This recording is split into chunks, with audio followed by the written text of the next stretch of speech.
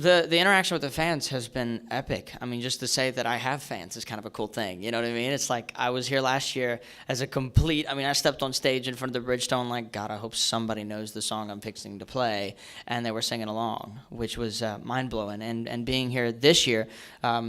Playing on the LP Field stage and all the things that are happening. It's a totally, I mean, it's kind of a role reversal because I've stood in lines to get autographs from Rascal Flatts and Brad Paisley and all these people, and now I'm at the other end of those lines, and so it gives me a whole new perspective, a whole new appreciation for the week and the opportunities that it presents, and what's really cool is that I'm seeing a lot of familiar faces, and what I mean is, you know, fans that drive hundreds of miles because I've seen them at 10, even 20 shows, some of them, you know, and it's been a blast. It's kind of, I told somebody it was kind of like a graduation party. You know, you sort of look back at the year and you realize what's happened and you celebrate with the people that you're close with. And for me, that's obviously the fans, you know, for sure. Well, the Carrie Underwood tour, that's it's definitely a milestone for me. You know, I've had the chance to tour with a couple people. Obviously, you know, I got to tour with Taylor last year, Rascal Flatts. But to be a part of the entire tour, I think it's a totally different story.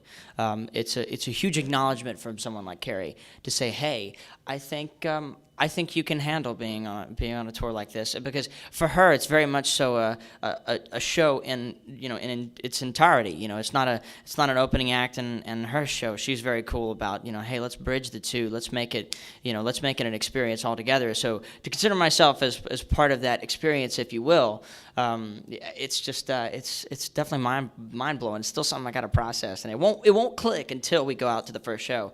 But it's definitely something I've been looking forward to. The anticipation is intense. I'm excited. I wish I could say I'm cool enough I wish I was cool enough to have a plan for it. I totally don't. I don't know. I have been writing for it. I have been thinking about it, just because it's always in the back of your mind. You know what I mean? Going from sort of, you know, even same thing as going from like college to your first job. It's like, what are you going to do? It's always on your mind. I don't know. I think it's got to be a snapshot, just like the first album was, and just like the first album is, you know. I don't know. I don't know if there's anything really that I can concretely say that would be worth our time, you know, but I'll get back to you. Well, for sure, part of my alone time, if you want to call it, as a sort of high schooler or middle schooler even, honing my craft. I mean, I was just feeding an obsession for music, really.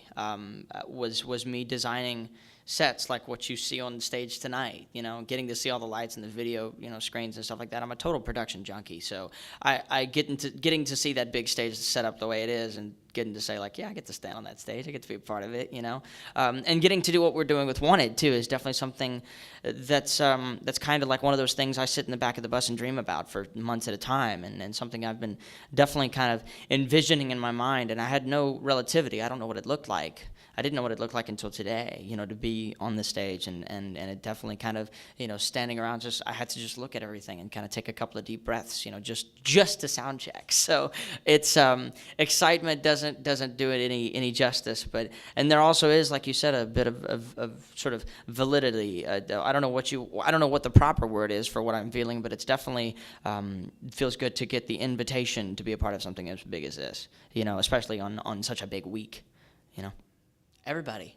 I mean, I can say, and I'm not like being all cool, because trust me, this is like the biggest moment of my life, but I got to hang out and spend time with Keith Urban, and he happens to be, obviously, I'm a guitar player. I feel like we don't have a whole lot other in common than that, and then I sit down with him, and it's like, you know, it was so funny because he asked me, he was like, so who did you listen to? We talked about music for a while, and then of course we talked about cars. I instigated that conversation, but then he asked me, he was like, what kind of music did you listen to growing up? And I looked at my manager, and I looked back at him, and I go, well, you.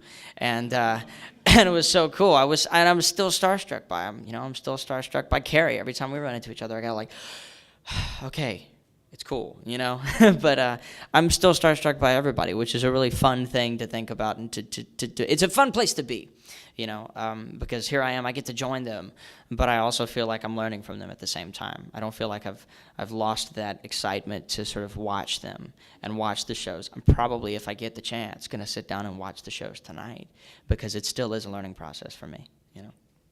Thank you very much. For sure. Thank you, guys.